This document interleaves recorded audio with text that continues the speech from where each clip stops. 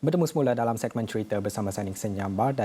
Jika tadi kita bersama dengan Haris Ashraf Hasnan yang berada di Bayan Lepas Pulau Pinang mengikuti WCIT 2022 yang diadakan mulai hari ini sehingga lusa iaitu 15 September 2022. Pada segmen cerita pada jam ini kita nak bersama dengan wartawan Firdaus Azil yang ada mengikuti majlis pelancaran program keselamatan penerbangan kebangsaan yang dirasmikan oleh Menteri Pengangkutan Datuk Seri Wee Ka Siong di Pusat Kawalan Trafik Udara Kuala Lumpur, Sepang, Selangor. Dan majlis itu turut dihadiri oleh Ketua Setiausaha Kementerian Pengangkutan Malaysia itu Datuk Hisham Isa. Bersama dengan kita di studio ketika ini adalah Firdaus Azil, wartawan kita. Jadi kita nak tanyakan berkenaan dengan program yang dilakukan pada pagi tadi. Firdaus mengikuti program itu. Apa yang menjadi tumpuan, apa pelancaran mengenai program keselamatan penerbangan kebangsaan ini? Mungkin Firdaus dapat kongsikan sedikit intipatinya. Okey, terima kasih Niki. Sebelum itu mungkin saya boleh kongsikan bahawa program itu ataupun program keselamatan penerbangan awam ataupun dalam bahasa Inggerisnya State Safety Program atau SSP diadakan di Pusat Kawalan Trafik Udara Kuala Lumpur, yang mana saya kira itu merupakan bangunan baru. Malah Datuk Seri Wee Ka Siong menyebutkan bahawa keseluruhan bangunan bersama-sama dengan segala peralatan yang tercanggih, orang kata state of the art equipment di dalam itu, keseluruhannya saya difahamkan bernilai 600 juta ringgit, yang mana ia merupakan antara satu kawasan ataupun jantung sekiranya berlaku sebarang insiden yang melibatkan penerbangan awam ataupun orang kata aviation crash, maka itu akan menjadi pusat operasi ataupun the pillar ataupun the center untuk mereka melakukan sebarang koordinasi sama ada sekiranya memerlukan mencari dan menyelamat ataupun SAR proses, maka itu akan menjadi pusat command center mereka, yang mana akan ada unit-unit di lapangan yang on the ground, dan juga akan ada di center itu yang akan membuat segala koordinasi, memberikan segala arahan, menerima segala maklumat dan sebagainya untuk dicerapkan menjadi data-data yang mungkin akan diperlukan oleh pihak-pihak berkuasa, mungkin sama ada daripada pengerusi pihak berkuasa sendiri ataupun daripada CEO pihak berkuasa penerbangan awam ataupun iaitu Datuk Kapten Chester Wu, ataupun mungkin kepada Menteri Pengangkutan sendiri Datuk Seri Wee Ka Siong. Itu juga yang membawa kami media untuk melihat ke sana. Di samping kita membuat liputan tentang program keselamatan itu, kita juga diberi peluang seperti yang dapat lihat di visual ini. Ini merupakan sewaktu Datuk Seri Wee Ka Siong merasmikan ataupun menandatangani plak sempena bangunan itu, dan juga ada juga visual di mana media diberi kesempatan untuk melihat sendiri bagaimana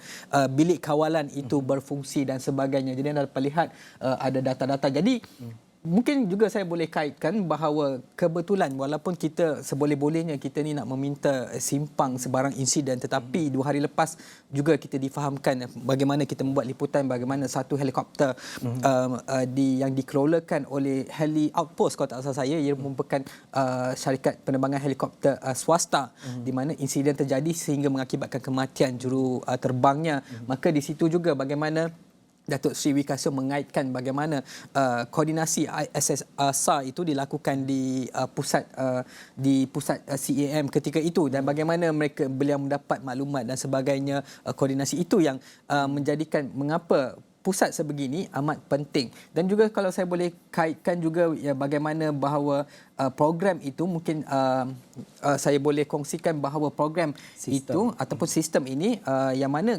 KLATCC, yang ini nama dia adalah KLATCC, dia lengkap dengan teknologi canggih untuk melihat, memantau, mengawal segala data penerbangan selagi mana ia melalui kawasan ruang udara Malaysia ini. Itu antara sedikit. Adakah ni sistem terbaru yang diinovasikan khas untuk bilik yang baru saja diwujudkan ini, ataupun sebelum ini sistemnya bagaimana pula? Adakah ini update ataupun kemas kini daripada sistem terdahulu, dan kini sistem ini lagi boleh diguna pakai dan mungkin lebih canggih lagi untuk menangani atau mengawal selia sebarang insiden bencana di masa akan datang? Okey, secara detail perinciannya kita difahamkan bahawa ia antara yang tercanggih. Sama ada paling canggih itu kita pun tidak pasti, tetapi ia tercanggih sehingga dia membolehkan bagaimana sistem itu bukan converted, memang itu tujuan asal penubuhan pusat ini adalah untuk melakukan koordinasi segala mencari dan menyelamat. Maka ini bagaimana Datuk Seri Wee Ka Siong mengaitkan bagaimana ia telah digunakan untuk melihat to oversee what incident that happened 2 days ago, 2 hari lepas, dan bagaimana mereka memberikan arahan, mendapat arahan dan sebagainya.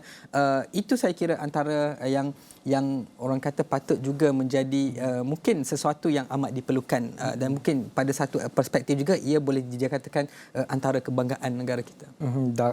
Datuk Seri Wee Ka Siong sendiri pastinya ada menyentuh berkenaan dengan keselamatan penerbangan dalam negara. Apa yang dikatakan oleh beliau, adakah ruang udara kita ini memang kalau nak lihat daripada geografi mungkin dari segi bencana itu kurang, tapi monsun itu masih ada lagi. Itu saya pasti itu menjadi salah satu cabaran dalam penerbangan dalam negara kita ini. Tapi dalam untuk terus mendapat keyakinan orang ramai, pastinya seperti yang diwujudkan ini adalah bilik gerakan seperti ini menggunakan sistem yang canggih. Apa lagi yang dikatakan oleh Datuk Seri Wee Ka Siong sekiranya agensi ini berdepan dengan sebarang kemungkinan di masa akan datang? Baik.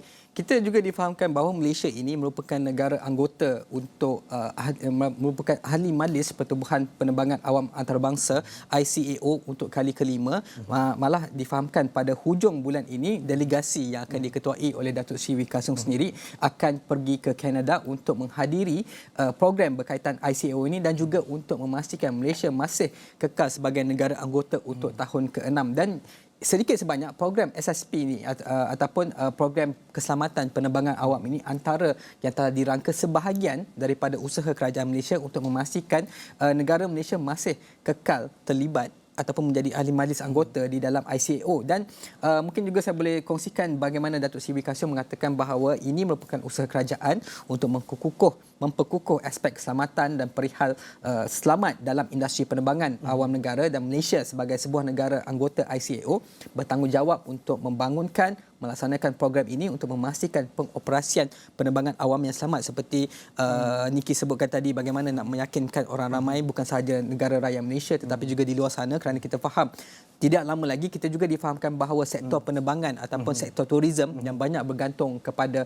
penerbangan awam ini semakin lama semakin meningkat. Malah difahamkan sudah meningkat sebanyak 537% pada awal tahun ini berbanding tempoh yang sama untuk tahun lepas. Kerana kita fahamkan ialah waktu PKP memang penerbangan semua suspended, border pun ditutup, kemudian menginjak ke hadapan sedikit demi sedikit penerbangan dibuka, dan sebab itu kita dapat melihatkan peningkatan mendadak penerbangan awam untuk keluar masuk, sekaligus juga ia memberi booster kepada sektor ekonomi juga sektor turism. Jadi itulah disebabkan mengapa amat penting untuk negara terus kekal menjawat sebagai ahli majlis ICAO ini. Pada tahap manakah keselamatan negara ini berada, pada paras mana keselamatan negara ini dalam sistem penerbangan kita ini? Saya kira selagi mana sebab kita mengikut apa juga garis panduan ataupun piawaian yang disediakan pihak antarabangsa dalam khas ini ialah ICAO, yang mana sebab di dalam garis panduan itu ada disediakan sebagai contoh Annex 19, iaitu menyebut kepada mengenai safety management dan juga Chicago Convention, antara yang mensyaratkan bahawa semua negara berjanji perlu mengikut panduan pelaksanaan bagi mencapai pematuhan industri keselamatan. Dan selagi mana kita mengikuti segala juga apa yang ditentukan oleh pihak antarabangsa ini, selagi itu saya kira kita menepati standard untuk memastikan penerbangan kita selamat. Kita yakinkan rakyat negara kita bahawa penerbangan kita selamat, kita yakinkan juga orang-orang luar bahawa industri penerbangan kita selamat. Okey, kita nak pergi sedikit selain pada majlis pelancaran program keselamatan penerbangan kebangsaan ini tadi, Firdaus juga ditugaskan untuk mendapatkan komen Datuk Seri Wee Ka Siong berkenaan dengan kemaskini siasatan kejadian helikopter yang terlepas di Bidor, yang mana kita pada had lalu digemparkan dengan sebuah helikopter yang hilang, terputus hubungan dengan Pusat Kawalan Trafik Udara Kuala Lumpur KLATCC itu sekitar pukul 12.16 tengah hari. Dan apa yang dikatakan oleh Datuk Seri Wee Ka Siong berkenaan dengan kemaskini, adakah ada bantuan yang diberikan kepada waris keluarga yang terlibat ni? Okey, pertamanya semalam seperti kita ketahui bahawa ketika insiden ini terjadi ataupun terputus hubungan pada Ahad pada pukul 12.17 tengah hari, ketika itu maka proses, kalau difahamkan, proses mencari yang menyelamat dimulakan pada pukul 4 petang kalau tak salah saya. Ini berdasarkan laporan media sedia ada. Ini pun juga menjadi persoalan, mengapa, adakah betul dakwaan ini, mengapa 4 jam kemudian, adakah ia mengikut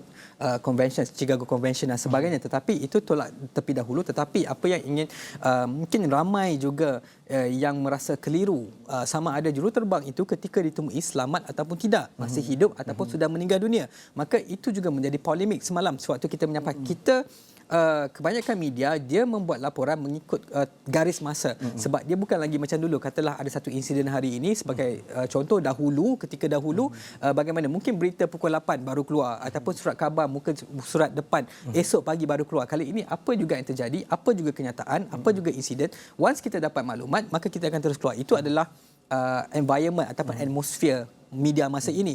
Jadi semalam kita difahamkan ketika itu Datuk Seri Wee Ka Siong telah mengeluarkan satu kenyataan pada pukul 8.50 lebih kurang lah pukul 8 pukul 9 macam tu yang mengatakan bahawa juruterbang itu telah ditemui selamat. Tetapi kemudiannya pada pukul 10 lebih Ketua Polis Negara Ketua Polis Perak Datuk Muhammad Yusri Hasran Basri memaklumkan bahawa juruterbang itu sudah meninggal. Maka ada contradiction, ada juga percanggahan di sini antara laporan yang mengakibatkan polemik dan sebagainya. Jadi kalau nak ikutkan seperti yang dilaporkan kami juga di Astro Awani ini, juruterbang itu hilang dalam nahas helikopter di hutan simpan Cikos Bidur, dilaporkan masih hidup ketika usaha menyelamatkannya dilakukan pada jam itu 18 minit pagi. Namun Menteri Pengangkutan Datuk Seri Wee Ka Siong menjelaskan mangsa yang cedera parah itu bagaimanapun disahkan meninggal dunia. Jadi itu sedikit ataupun kronologi ringkas berkenaan dengan nahas helikopter yang melibatkan seorang warga Hong Kong yang berusia 58 tahun. Juruterbang yang dikeluarkan menerusi lesen iaitu pentadbiran penerbangan Persekutuan Amerika Syarikat. Saya pasti juruterbang ini juga merupakan juruterbang yang cukup berpengalaman dalam bidangnya.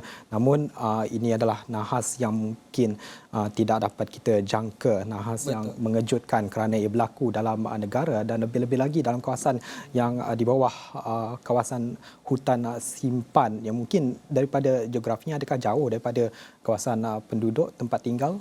Sebab dia dalam kawasan hutan simpan tetapi luas kawasan pencarian itu juga menjangkau hingga 96 batu nautikal. Maka saya kira agak luas. Tetapi bagaimanapun kita akan mengetahui punca awal, laporan awal akan dikeluarkan. Ini berdasarkan kenyataan Datuk Seri Wee Ka Siong. Kenyataan awal, laporan awal akan dikeluarkan dalam masa 1 bulan.